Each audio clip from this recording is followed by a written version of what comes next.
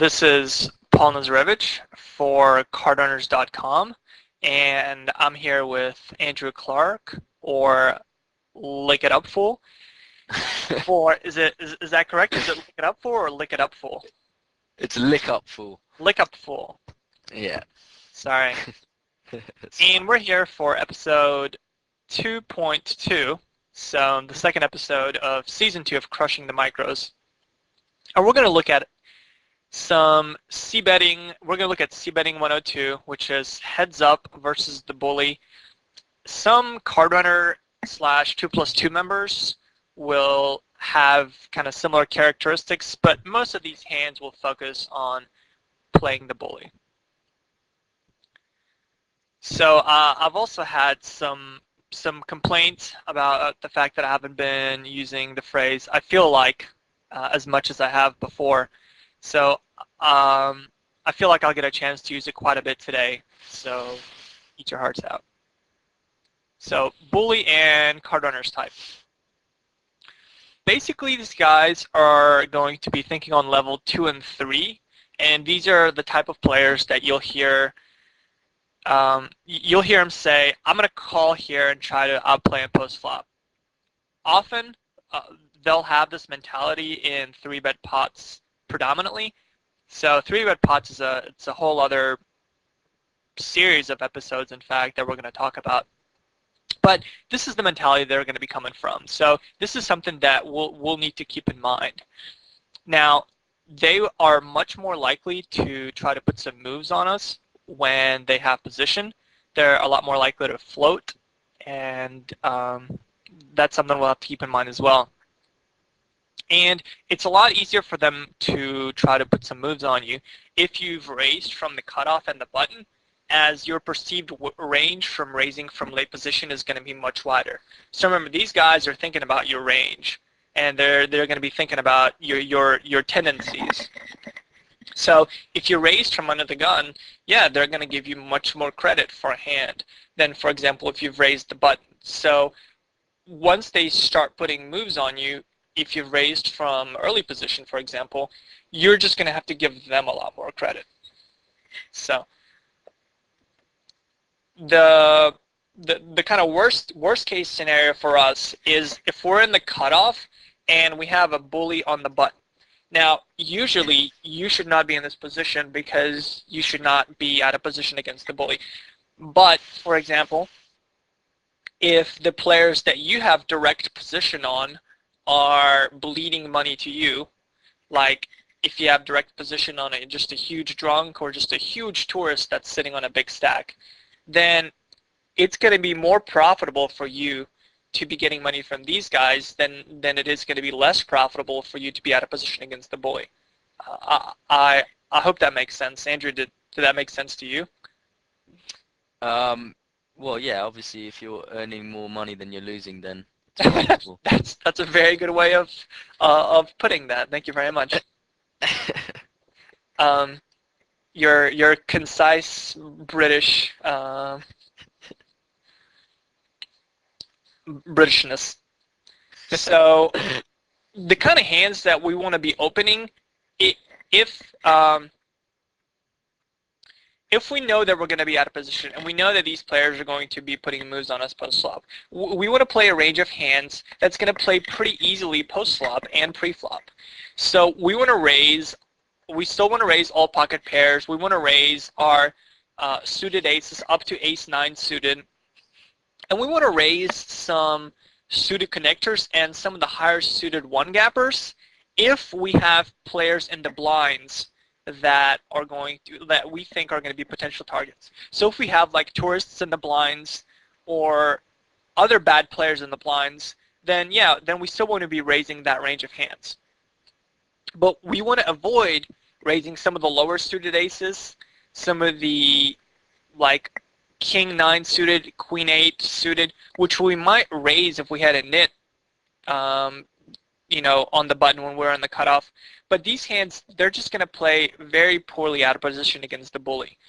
If he's going to be 3-betting or if he's going to be flat calling and making our life kind of tough post flop.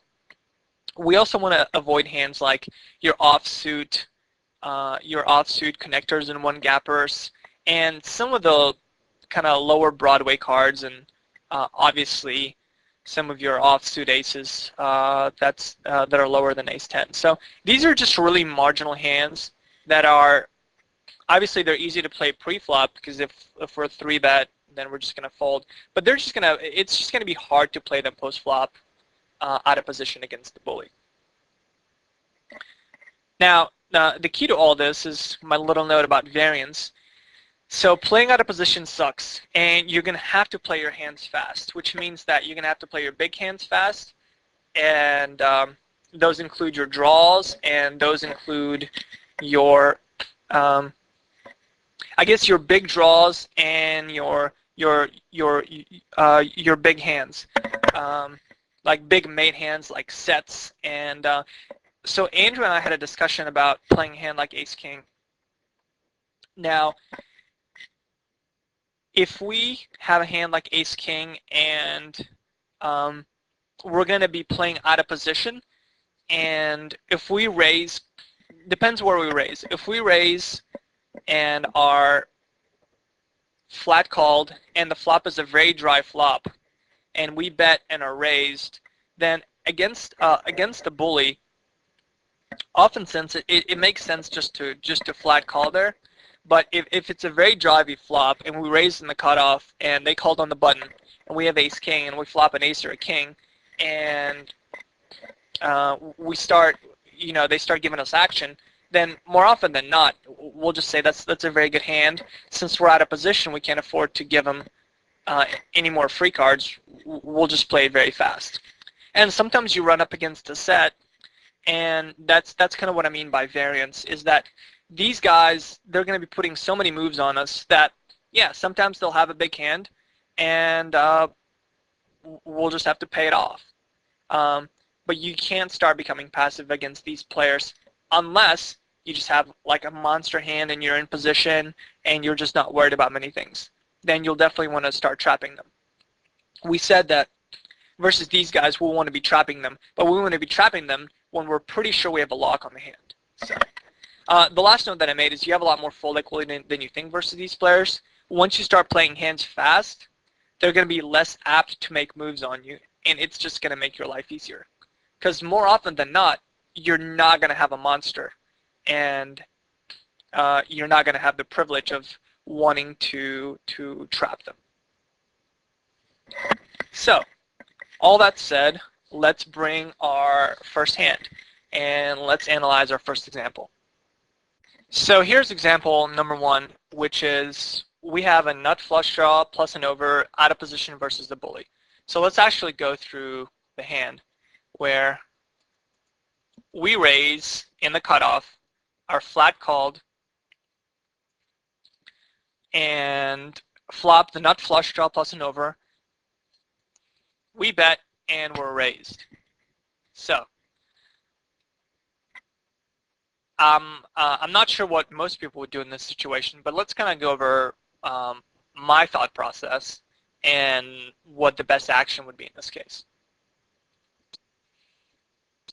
So if we break down his range, he could have, the monsters that he can have on this flop are 5s, 9s, queen 9, and ace queen.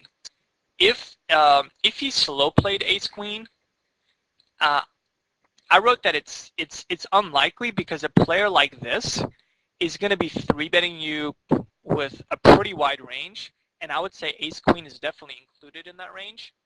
He might even be 3-betting you with pocket 9s some of the time, but let's just say that 9s are definitely in his range. He could also be raising you this flop with a weak mate hand like king queen, queen jack, and 9-10. So while he might not be raising this flop, sometimes these guys will raise the flop with a hand like that, like a king queen hand, in order to protect themselves. So if in fact you end up going all in and you end up seeing king queen, make a note of that. And I also said that he might be more likely to do it with a hand like king queen where he has the king of hearts. But more often than not, I would say marginal mate hands are just going to be flat calling this flop. because they don't want to get blown off their hands. But a big part of his range is going to be dominated draws. So for example, hands like Jack 10 are a dominated draw on this board, and like 6, 7 of hearts, 10, 8 of hearts, there's King 10 of hearts. There's a lot of draws that he could be raising here that are dominated by us. He could also be doing it with hands like 4, 5 of hearts, 5, 6 of hearts, etc., etc. So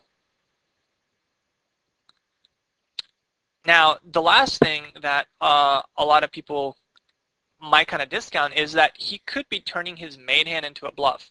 So for example, he could call pre-flop with a hand like pocket fours, and now we're betting, and this is actually not a bad board for him to raise with a hand like pocket fours because he probably has no showdown value, so he's going to turn his main hand into a bluff. And it's a pretty good spot to bluff because it's going to be hard for us to continue on a board like this. So even though his fours has no value, it works well as a bluff. So I said that those kind of hands would be included in a range of air hands. So, but if we do end up getting it all in, then we're probably going to get it all in. Let's what kind of range we're going to get it all in with. So if we come over the top, which I feel that we should, then let me bring up the hand. So here we go. So in this case, we do end up going over the top, and if he gets it all in, then here's the kind of hands that I think he gets it all in with. I think he gets it all in with, obviously, your sets, pocket fives, pocket nines. If he slow played ace queen pre-flop, he's probably going to get it all in on the flop. So I'm going to include that. And I'm going to include queen 9. Like, let's say he called pre-flop with queen 9 suited. Jack 10 suited, which includes the, well, it does not include the Jack 10 of hearts because we have the Jack of hearts. And Jack 10 offsuit, you can get it all in with 10, 8 of hearts, 5, 7 of hearts, 4, 5 of hearts, 5, 3 of hearts. And I should actually put 5, 6 of hearts there too. I think that's a hand that he's going to call pre-flop and then get it all in on the flop. So versus this range, we have a surprisingly high equity of 60%. So a reason for that is a lot of the draws he has are dominated draws like the Jack 10. And we have a draw to the nuts. So that's really good. Whenever you have a draw to the nuts, you want to play your hand a lot quicker. And that's something that I'm going to talk about later. And we also have some backdoor draws and blockers. So for example, if he has a hand like King 10 of hearts, then we have a blocker, we have a Jack, which takes away one of his outs to a straight. Same if he has 10, 8 of hearts. And we ourselves, we have a Jack, which gives us backdoor straight draws too. Now these things make a difference. They give us usually 3 to 4% more equity on the flop, little backdoor draws. So even versus his range of getting it all in on the flop, we have 60% equity. And I mean, we gave him a pretty tight range here. And often if we come over the top like this, he's just going to fold. So we definitely want to play our hand pretty fast on this kind of a flop versus this kind of a player. So that's the first example. Andrew, do you have any questions or comments on this?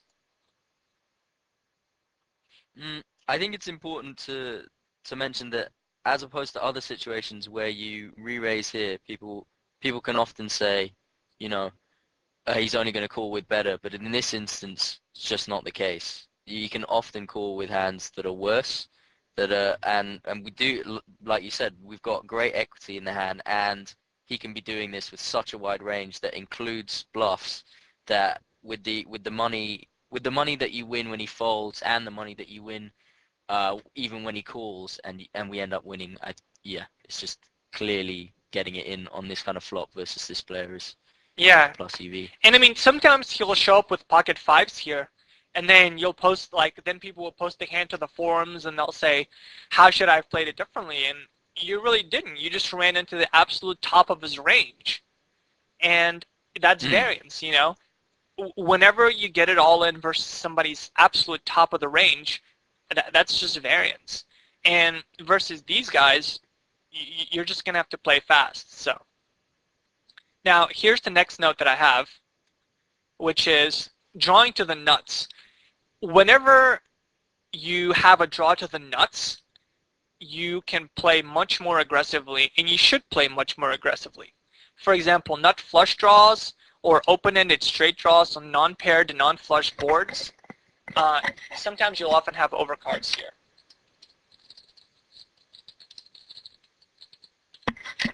Now, the flip side to that, the converse of that, is when you are not drawing to the nuts, you should be a lot more either passive or just give up on the pot. So for example, if you have a hand like 10-8 offsuit on a Jack 9-4 board, you could be up against King 10, and only half your outs are clean outs because, wait, no, that's not true. I meant King. No, that's this is not correct. Sorry. So if you're up against was it Queen 9, right? Because then if a Jack comes, wait. Sorry, I'm gonna have to modify this example. I'm gonna pause this. So let's talk about drawing to the nuts. Whenever you have a draw to the nuts, you should play it a lot more aggressively, which includes nut flush draws and open-ended straight draws on non-paired, non-flush boards with potential overcards. So an example of this would be like, let me change the font here. If you have King Queen on a Jack 10-4 rainbow board, then you can play this a lot more aggressively because you have 8 outs to the nuts for sure, and then you have some overcards. So even against a hand like top pair, top kicker, you have a lot of equity. But you want to beware of situations where you're not drawing to the nuts. So for example, if you have 4 clubs, 5 of spades on a 6-7 king board with a flush draw, you only have three clean outs to the nuts. So even if an 8 comes, there's 2 other straights possible out there. A 9-10 for a gutter and a 5-9, which had a gutter as well. But also drawing to straights on a flush board, for those of you that play Omaha, you know that it's a big no-no. And in Hold'em, that's the case as well. So that's a big rule for us. But when we do have a draw, so like we did in example number 1, when we have a draw to the nuts, especially against the bully, we want to play it a lot more aggressively when we're out of position. Now, on the other hand, when you're in position, you can afford to play a little bit more conservatively. So when you're in position and you have a made hand, then you're going to you can definitely utilize a lot more pot control as people's draws drop significantly on the turn. And I also said that consider that people will often be more likely to check raise a weak draw like a gut shot because it gives them the best chance to taking the pot down right now. So I think check calling with a gut shot is, you're just not going to hit it very often. But if you check raise, then yeah, you have a draw and you might hit your draw on the turn, but you can also win by just sheer on sheer aggression, and that's what a lot of these players will do. So you know, when somebody check raises you on a weak board, then, or on a drivey board, and you've got a made hand, then you can afford, and you're in position, you can afford to play it a little bit slower. So I will show an example of that in a minute. But for example, if you're up against a nut flush draw with top pair good kicker, on the flop, if you're to get it all in, then your equity, you've got 54% equity. But if a safe card comes on the turn, like a 7 of diamonds, then you suddenly skyrocket to 72% equity. And that's a huge difference. So if we're very sure that somebody has a draw, and then it's just better off to get it all in on the turn. But let's show an example. This is more theoretical. More often than not, you can't pin somebody down on an exact hand. So it's all about ranges. So let's show an example like that. So here's an example where we have top pair, good kicker on the flop, and we're check raised by a bully. So basically what happens in the hand is us, the micros crusher, raise from the cutoff with king jack, which of course is very reasonable. And we flop, top pair, good kicker. We continuation bet like we should, and now we're check raised. So let's look at what he might be doing this with and what the best way to proceed is. Let me remove this.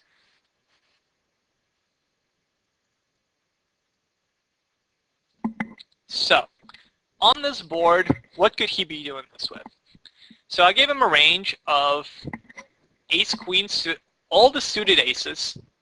And I also gave him, I said, well, he could also do this with ace jack offsuit, king jack offsuit, queen jack offsuit, queen jack suited, queen 10 suited if it's diamonds, queen 9 suited if it's diamonds, 10-8 suited if it's diamonds. He could do this with 8-6 suited, or he has a gut shot. Well, no, he has an open-ended straight draw. Obviously, 7s and 5s have sets. 6-4 suited is open-ended, and in some cases, it's open-ended straight flush draw, or straight draw and a flush draw. 4-5 suited if it's diamonds, and 5-3 suited if it's diamonds. He could also do this with ace-7 offsuit if he has the ace of diamonds, and ace-5 offsuit if he has the ace of diamonds. So that's a range of hands that I feel that he could be doing this for value. And some of these hands, like ace-5 offsuit with the ace of diamonds, he's kind of semi-bluffing. He thinks he has the best hand, but he doesn't want to check call. So he ends up check raising just to kind of, I guess, see where he's at, and then he could potentially turn a 5 or an ace and actually be good. So it's like a semi-bluff. So let's examine our equity, and after that, our subsequent play. So versus this range, we have 52% of equity on the flop. But more often than not, we think we have the best hand. Now, hands that increase our equity versus this range are a king, a jack, a 7, and a 2. And hands that decrease, or cards that decrease equity, our equity are going to be ace, queen, and 9, obviously any diamond.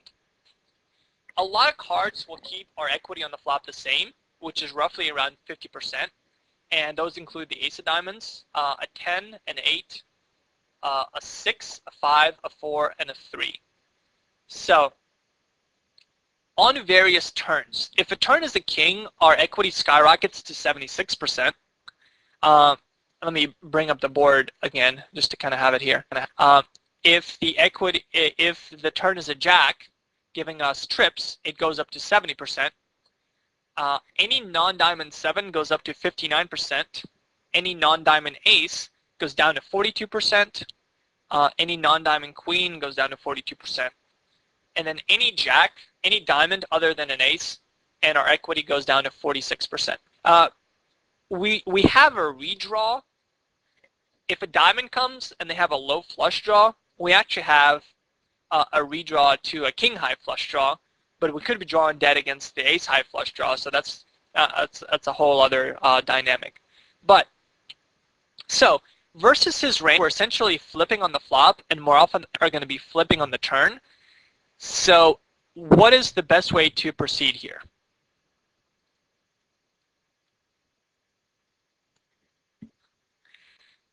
So with all the draws out there, we can call this re-raise here and fold any turn, which isn't a king, a jack, a 7, or the ace of diamond if he fires again.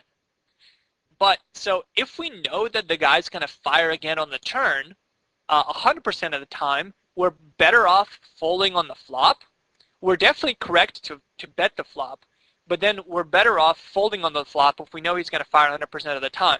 But that's just not going to be the case. More often than not, he's just not going to fire 100% of the turn. So often he's going to slow down on the turn, and then our equity versus a lot of the draws goes up significantly.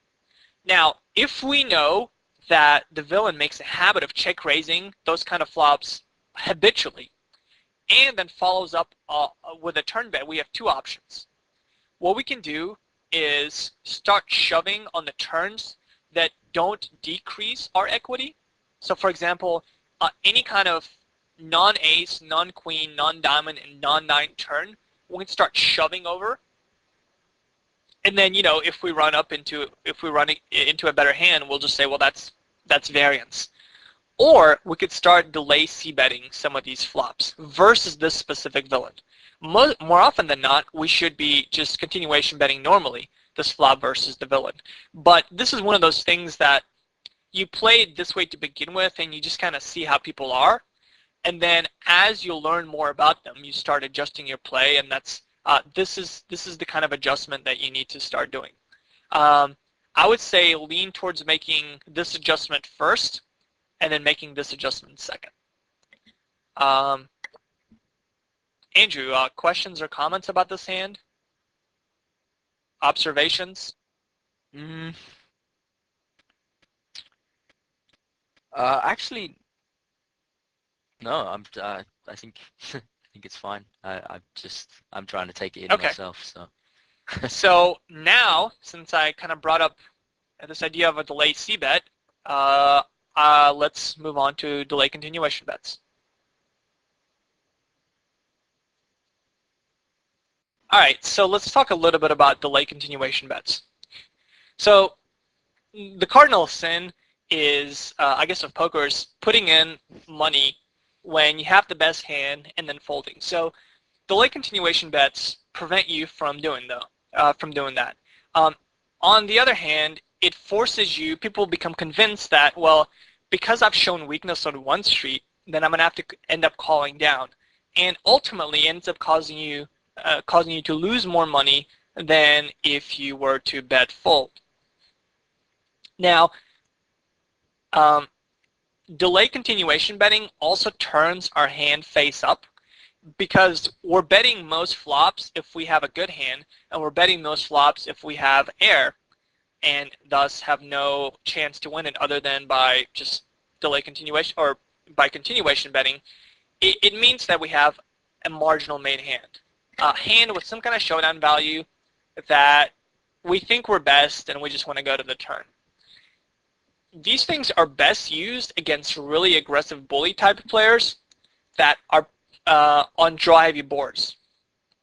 So with a weak hand, these guys are not going to play their draws passively, so they're often going to be, we're not going to be able to quote unquote charge them for draws, as they're going to be charging us for our marginal made hands. So for example, let's talk about example number 3, where it's a good spot to delay continuation bet. I'm going to go back. All right, so we raise from the cutoff and get called by the bully in the blinds and get a flop where it's there's a flush draw out there, some straight draws out there. We've got middle pair with really no kicker, and there's not much value in betting this because he's usually going to be check raising us on this board, or he's just going to be folding. So we can't stand a check raise. So if we check behind, betting the turn is going to be much more profitable for us. Now let's talk about a couple of different situations. So I said how to proceed on this kind of a board. On the turn, if he checks, then we can bet. He might lead out with draws, but more often than not, at this point, we just want to take it down. On the other hand, if he bets the turn, then we're definitely calling due to the strength of our hand. And often he'll lead the river with any 2. But on the river, if he bets again and we're unimproved, and I said hands that obviously improve us are jacks, 9s, even a king is not a bad card because it makes it less likely that he has a king. And he could bet, well, although I'm actually going to remove that. I'm going to say, I think a king would be a bad card for him to bet again.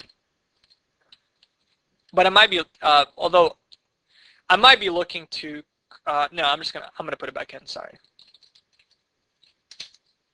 I think a king is an okay card the first time around. So the first time around, if he bets again on the river and we're unimproved, I would just fold it because our hand is pretty face up. It looks like a weak jack or a 5 or just a small pocket pair between, like let's say, between 6s and 10s. So on the other hand, if we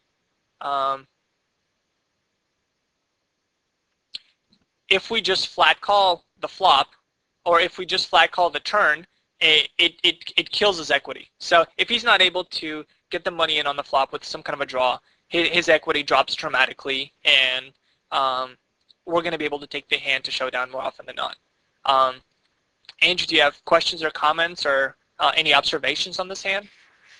Well, I was just thinking, you know, when you check through the flop, that's fine, because if he does have a kind of hand, he's probably going to raise you, and obviously you have to muck because your hand isn't strong enough to stand that kind of action. But on the turn, I feel like this player can definitely, I mean, even with air, will see your check behind on the flop as weakness and just fire with almost any 2 cards on the turn. Oh, And he's so, definitely firing probably with any 2 cards, and that's why we're calling the turn 100% of the time. yeah. So I'm just saying, like, I just feel like it's just a really good way as well, when you've got a marginal hand, to pick up extra value from his bluffs. Like, you widen his betting range on the turn because you didn't bet on the flop. Yeah. That's and that's a really good point. That kind of goes into our general strategy of versus the bully of I guess showing weakness and thus getting value this way. Now, you should if we had a tourist in the big blind or in the small blind, and if we had the exact same situation, then I would definitely be continuation betting this flop, because the tourist is going to play his hand usually pretty passively, and is going to play it. They're going to play their draws passively, and they're going to play their kings passively. So there's just going to be a lot more value in continuation betting versus the tourist. But versus the bully and versus the card runners type, there's not going to be that much value in betting this flop, as you're going to get blown off it more often than not. And yeah, we just can't really stand the heat any other way. So all right, so given all that, let's move on to our so one more caveat. In all the examples that we've used so far, 1 through 3, our raise was from the cutoff and the button, and thus our perceived range was much wider. Now, if we raise from under the gun or middle position, our perceived range is going to be much tighter. Thus, their actual range for raising us is going to be much wider, or is also going to be much tighter. So we're going to have to proceed with a lot more caution. And the last example is going to be kind of show that situation. So here's the last hand where we have a flush draw. And basically the way this hand goes down is we have a tourist in the blinds and a drunk that's sitting on a huge stack in the big blind. So with these kind of guys in the blinds, 9-10 suited is definitely going to be in our under the gun range. We're called by the bully, and we're called by the drunk. Now, this hand, it's going to be 3-way, and a lot of what I wanted to talk about in the first 2 episodes are heads-up pots. Of course, multi-way pots have a very different dynamic, but I think this is an important example to talk about. And this is going to be a good lead-in into the next couple of episodes where, well, the next episode is going to be a live session, but the next couple of sections where we talk about multi-way pots. But basically, we check, or the drunk checks, we bet, and the bully raises us, and the drunk folds. So what do we do here? So let's analyze the situation. Well, Andrew, what are your thoughts at this point? Let me ask you that. Okay, so the king definitely hits our range, especially our under the gun range, and I mean, assuming the bully is a bully and not a maniac, I assume he knows that. Um, I feel like his range for raising is just not as wide as, I mean, although he has position on us, I feel like his range for raising isn't as wide as it might normally be, simply because it is three-way, and Right. so he's got to think about the drunk, and this flop does hit our range with the king being out there. And he knows that we've, obviously raised under the gun, so our range is tighter than normal as well. So I feel like he looks, although obviously not as strong as some players would be raising in this spot, he's definitely he's almost definitely not bluff raising as much as he might normally be. Right. So we have a draw. So how would you play your draw here? Um, I don't think shoving is a good idea, because I feel like he can definitely have draws that dominate us with our 10 high draw, Right. a 10 high flush. Um, I think you can call hoping to turn a heart, because I think he'll still pay you off even if the flush comes. But I would prefer to call, and if I did hit, I would lead, because I don't think he'd put you on the flush if you did that. Okay. So I think you can certainly do that, but some of the notes that I made on how to proceed, a lot of these are going to repeat what you said. So yeah, we raise under the gun to target the tourists and the blinds. Since we raised under the gun, our range has to be perceived as strong, which is what you mentioned, and we bet a king high board into two people and are still raised. So he's definitely aware of the fact. I shouldn't say easy fold, but he is raising us knowing that this hits our range. And the key to this hand is that we've got the draw to the non-nuts, and he could be raising us with a lot of ace-high flush draws, like an ace-jack, or like, ace-9. Well, he can't have an ace-9, but like an ace-7, or even an ace-5 of hearts. And against those, we just don't fare very well. So given all that, because our draw is kind of to the non-nuts in this situation, and because we could be dominated by a lot of other draws, I would say the only draw that we really have crushed is 6-7. And because we're going to be out of position for the rest of the hand, I would just fold it. I don't think calling here and leading a flush card is a bad idea. Calling here and check folding a non-flush card is definitely would definitely be the way to go, though, if you're going to call. Yeah. So. Yeah, I think maybe I just I think that's probably a leak of mine. Is just I just give these guys probably less credit than they deserve. I mean, if we can put him on specifically on, like, a set of 5s or a set of 8s, then